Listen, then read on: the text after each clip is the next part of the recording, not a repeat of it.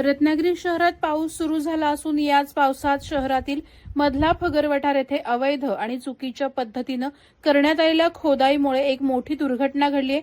सुरू असलेल्या मुसळधार पावसात या खोदकामामुळे येथील सुमारे 70 ते 80 फूट लांबीची संरक्षक भिंत पत्त्यासारखी कोसळली असून त्याला लागून असलेला मुख्य रस्ताही मोठ्या प्रमाणात खचलाय। या घटनेमुळे परिसरात एकच खळबळ उडाली असून स्थानिक नागरिकांमध्ये भीतीचं वातावरण पसरलंय।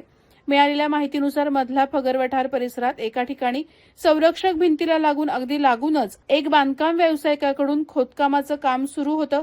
कोणताही तांत्रिक विचार न करता केलेल्या या खोदकामामुळे भिंतीचा पाया कमकुवत झाला आणि अखेर 70 ते 80 फूट असलेली भिंत कोसळली। भिंत कोसळल्याने बाजूचा रस्ताही खचला। रस्त्याला लागून असलेलं एक मोठं आंब्याचं झाडही मुळासकट उन्मळून पडलंय। या दुर्घटनेमुळे फगरवठार परिसरातील 7 ते 8 घरांना मोठा धोका निर्माण झालाय। खबरदारीचा उपाय म्हणून आणि पुढील अनर्थ टाळण्यासाठी फगरवठार मधून पोलीस अधीक्षक कार्यालयाकडे जाणारा मुख्य रस्ता वाहतुकीसाठी पूर्णपणे बंद करण्यात आलाय। घटनेची माहिती मिळताच स्थानिक नगरसेवक निमेश नायर यांनी तातडीनं सहकाऱ्यांसह घटनास्थळी धाव घेतली। त्यांनी परिस्थितीची पाहणी करत बाधित नागरिकांशी चर्चा केली असून प्रशासनाला तातडीनं उपाययोजना करण्याचे निर्देश दिले आहेत। प्रहार डिजिटलसाठी शुभम पवार, रत्नागिरी। आज सकाळी 6:30 वाजता मला फगरवठारमधनं एक फोन आला। आमचे कार्यकर्ते आहेत राजू म्हणून, त्यांचा फोन आला की बांधी कोसळलेली आहे। तर मी इथे येऊन बघितलं तर आपली रिटर्निंग वॉल जी आहे नगर परिषदने बांधलेली ती पूर्णपणे कोसळली होती आणि एक मोठं आंब्याचं झाड हे पूर्ण रस्त्यावर पडलं होतं आणि रस्ता पूर्ण ब्लॉक झाला होता।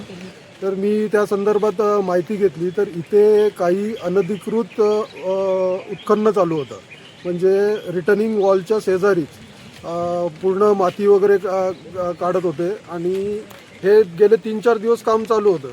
तर त्या संदर्भात मला इथे इकडच्या लोकांनी सांगितलं की इथे काहीतरी बिल्डिंगचं वगैरे काम चालू होते म्हणून मी आमचे नगर परिषदचे टाउन प्लॅनर इंजिनियर मुल्ला यांच्याशी संपर्क केला। त्यांना मी इथे बोलवलं। त्यांना मी विचारलं की इथे कसली परमिशन आपण दिलेली आहे का नगर परिषदनी।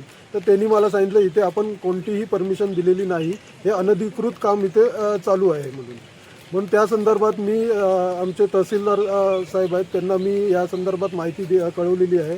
त्यांना हे फोटो पण टाकलेले आहेत आणि याचा आता पंचनामा मी करून घेणार आहे। आणि हे जे कोण अनधिकृत काम करत होते ज्याच्यामुळे हे नगर परिषदचं नुकसान झालेलं आहे, तिथे ते ह्याच्या बांधाच्या खाली एक 3-4 घरांनाही धोका निर्माण झालेला आहे। तर ह्याची पूर्ण जबाबदारी ते अनधिकृत जे कोण काम करत होते त्यांची आहे आणि त्यांच्यावर कडक कारवाई व्हावी ही माझी मागणी मी तहसीलदार साहेबांकडे आणि आमचे नगर परिषदचे CEO गारवे साहेब यांच्याकडे मी केलेली आहे।